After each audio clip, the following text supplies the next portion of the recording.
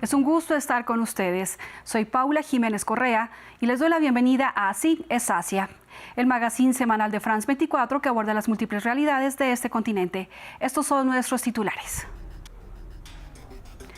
China y la Unión Europea buscan reforzar su cooperación comercial en medio de la incertidumbre global por los aranceles impuestos por el presidente de Estados Unidos, Donald Trump.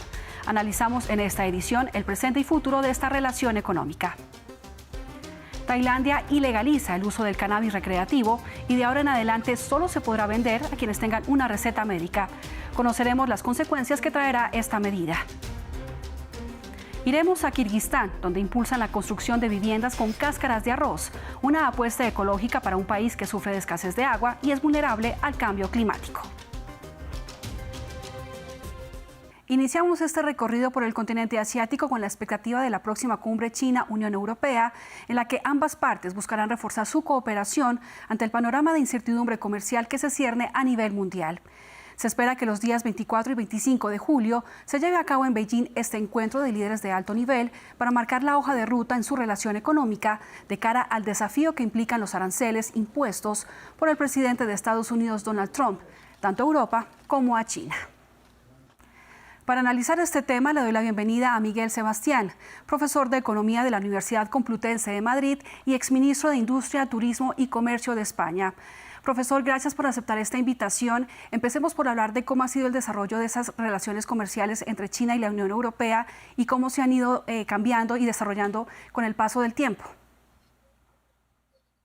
Bueno, hay que entender que el mundo era muy diferente hace 50 años, en 1975, cuando esa visita de un vicepresidente de la entonces Comisión Europea a China abrió las relaciones diplomáticas entre las dos regiones del mundo. La Unión Europea entonces solamente tenía 9 miembros, los 6 fundadores, Alemania, Francia, Italia y Países Bajos, Bélgica y Luxemburgo, y 3 que se habían añadido muy recientemente en el 73, como era el Reino Unido, Irlanda y Dinamarca. Todavía no estaba España, no estaba Portugal, no estaba Grecia y no estaban todos los países del este de Europa que entraron mucho después. Era una Unión Europea, a pesar de que eran solamente 9 miembros, era una potencia económica. Representaba el 26% del PIB mundial. Por el contrario, China en ese año era un país muy pequeñito. La economía china era más pequeña, por ejemplo, que la economía española. Solamente pesaba el 1,6% del PIB mundial. Es decir, que esa Unión Europea de 9 miembros era 17 veces más grande que China. ¿Qué ha pasado en estos 50 años? Que China, la Unión Europea, se ha multiplicado por 2,5, pero China se ha multiplicado por más de 80. Y ahora la economía china es más grande que la Unión Europea, a pesar de que la Unión Europea no solamente tiene 9 miembros como entonces, sino que ahora tiene 27. Nosotros estamos hablando de un crecimiento espectacular de la economía china. Y en el área comercial hemos pasado de no tener prácticamente comercio ahora a tener, sobre todo a partir del año 2000, un déficit comercial muy importante, en torno del 3, entre el 2 y el 3% del PIB europeo es nuestro déficit comercial con China. Hace unos días veíamos la visita del canciller chino Wang Yi a Bélgica, Francia y Alemania con el fin de una leve distensión de las relaciones. Profesor, ahondemos por favor cuáles son esas principales tensiones de China con la Unión Europea y quién se beneficia más con el reforzamiento de estas relaciones. Tanto China como la Unión Europea, a pesar de que China es un poco más grande que la Unión Europea, un 20% más grande, somos los dos principales socios comerciales del mundo, más que Estados Unidos. Estados Unidos se cree que es el líder del comercio mundial y no es cierto, es el número 3. Medalla de bronce. La medalla de oro la tiene China con 6,5 trillón dólares de volumen de comercio y la de plata la tiene la Unión Europea con 6 billion de comercio exterior, ¿no? Por lo tanto, hay un enorme potencial de colaboración entre estas dos áreas del mundo a partir de esta cumbre que va a haber el 24 y 25 de julio en Beijing para favorecer, primero, la penetración del comercio mundial, que ha sido una de las fuentes del crecimiento de la economía mundial de los últimos 50 años, y en segundo lugar, protegerse ante la agresión que está suponiendo una guerra de aranceles que ha desatado Estados Unidos contra todo el mundo. Porque al contrario de los años 30, en los que todos los países se envolvieron en una guerra de unos contra todos, aquí solamente es una guerra de un país contra los demás. Por lo tanto, es lógico que China y la Unión Europea busquen, más allá de las tensiones que hay en algunos sectores, un lugar para la cooperación y tanto en materia de comercio como en materia de inversiones. Veamos esta relación en cifras, profesor. La cooperación comercial entre China y la Unión Europea representa el 29,6% del comercio mundial. Solo en 2024 el intercambio de bienes y servicios ascendió a los 800.000 millones de dólares. China importó de la Unión Europea unos 247.000 millones de dólares y exportó unos 602.000 millones de dólares, lo que representa un déficit comercial de unos 355.000 millones de dólares. Profesor Sebastián, ¿cómo explicar este déficit comercial? Bueno, este déficit comercial tiene varias etapas. En una, es un déficit comercial básicamente de manufacturas basadas en un coste de producción mucho más barato por parte de China. Estamos hablando de los años 90 y quizás principios de este siglo.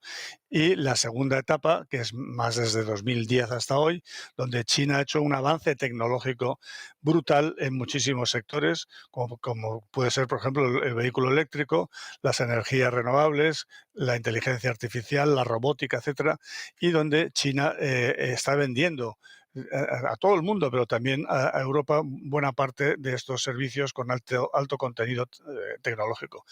Aquí la clave es si podemos desviar parte del comercio que tenemos, tanto China como Europa con Estados Unidos, tratar de desviarle a un comercio tanto bilateral entre nosotros como con terceros países.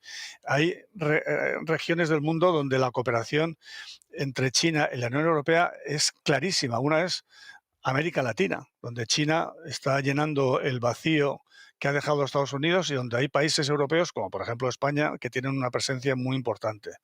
África tiene unos lazos geográficos históricos claros con Europa, pero la penetración china en infraestructuras críticas es evidente y además es el continente del futuro y deben trabajar Unión Europea y China juntas para construir ese futuro prometedor de África. Y finalmente Asia Oriental y Australia, donde China tiene un papel de liderazgo clarísimo y donde Europa debería ir de la mano de China para penetrar más en estos países. Porque lo importante no es reducir el comercio bilateral, es muy difícil reducirlo. Lo importante es que Europa aumente sus exportaciones y a otros países, no solamente a China, y que China, por supuesto, siga también mejorando su comercio con las áreas del mundo, como puede ser América Latina o África, sí, donde puede ir de la mano de Europa. Profesor Sebastián, muchísimas gracias por haber aceptado esta invitación de Así es Asia. Muchas gracias a ustedes. En Tailandia, las nuevas reglas para la compra y venta de cannabis han generado polémica e incertidumbre entre clientes y vendedores después de que el gobierno cambiara de postura y anunciara que toda compra de cannabis ahora deberá estar respaldada por una receta médica. Maxime Pluinet tiene los detalles. Efecto dominó en Tailandia en medio de la recriminalización del cannabis. El pasado 24 de junio, el Ministerio de Salud tailandés emitió una orden prohibiendo la venta de cannabis para uso recreativo y requiriendo una receta médica para quien desee comprar. No sé cómo pueden revertir esto ahora. Es una locura. Hay tiendas por todas partes, así que ¿cómo van a dar marcha atrás? No creo que puedan. Ahora que lo han abierto para que sea completamente libre, creo que van a tener que luchar para revertir esta disponibilidad. Un giro de 180 grados para Tailandia, que en 2022 se convirtió en el primer país del sudeste asiático en despenalizar la marihuana. Este cambio deja en el limbo a más de 18.000 tiendas con licencia que participaban en esta industria valorada en más de $1.000 millones desde que el cannabis se retiró de la lista de estupefacientes. Creo que no queremos que el cannabis se convierta en una herramienta política que cree problemas sociales y lleve a la gente a perder beneficios, impactando en la industria en general y en los empleos creados, incluyendo a aquellos que han invertido en esto. Unas nuevas normas facilitadas por la agitación política en Tailandia. El partido de oposición Bhumjaithai, que defendía mantener la legalización, se retiró de la coalición gobernante tras el escándalo que implicó a la suspendida primera ministra Paetongtarn Shinawatra tras un conflicto fronterizo con Camboya. La Cámara de Comercio tailandesa estimó que la industria del cannabis habría alcanzado un valor de $1.200 millones a finales de 2025. Viviendas construidas con cáscara de arroz. Esa es la alternativa que está tomando fuerza en Kirguistán, un país centroasiático con problemas de escasez de agua y vulnerable al cambio climático, que poco a poco intenta dejar atrás el cemento y los demás materiales convencionales. Pero ¿cuán seguras y funcionales resultan? Detalles en este informe. Akhmagbet Urainov construye su casa con bloques de arroz. Esta alternativa ecológica está cobrando cada vez más fuerza en Kirguistán, un país centroasiático vulnerable al calentamiento global y a la escasez de agua. Elegí este material para mi casa. Consideré otros tipos de materiales como una opción, pero me gustó este porque resulta ser beneficioso para las personas en términos de aislamiento, costos y conveniencia para los constructores. Me interesé en este material y ahora están construyendo mi casa con ellos. En este taller en la región de Batken se procesa el arroz para luego convertirlo en ladrillo. Están hechos con un 60% de cáscara de arroz. El resto es arcilla, cemento y un pegamento sin químicos. Este joven de 27 años ya ha construido unas 300 casas en 5 años, primero con aserrín y luego con arroz. Se cosechan 450 toneladas de arroz al año, de las cuales el 30% se desperdicia. Estos residuos se tiran a los campos y dañan el medio ambiente, pero para nuestro material, la cáscara de arroz es perfecta. El material también está al alcance de la mano, ya que Batken produce un tercio de la cosecha de arroz de Kirguistán. Esta técnica de construcción, como alternativa al cemento, atrae cada vez más al interés de científicos de todo el mundo, quienes destacan las propiedades energéticas, económicas, físicas y ambientales del arroz para afrontar los desafíos climáticos actuales. Y para el cierre les dejo este dato. 3 países asiáticos lideran la lista de los mayores productores de aceite de palma en el mundo. En primer lugar se ubica Indonesia con el 58%, le sigue Malasia con el 26%. Solo estos 2 países suman el 84% de producción global. En tercer lugar se encuentra Tailandia con un 4% y Colombia y Nigeria se ubican en el 4º y 5º lugar respectivamente. Llegamos al final de esta edición de Así es Asia. Muchísimas gracias por acompañarnos. Los invito a que dejen sus comentarios en la cuenta de X que aparece en sus pantallas y a que visiten nuestra página web france24.com. Y no olviden nuestra cita semanal.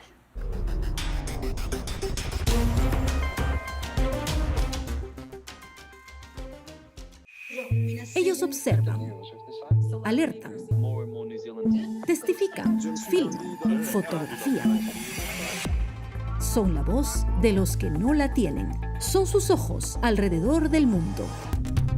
Los Observadores, una red de 5.000 ciudadanos comprometidos junto con France 24. Imágenes y testimonios de aficionados verificados por nuestros periodistas, transmitidos cada semana.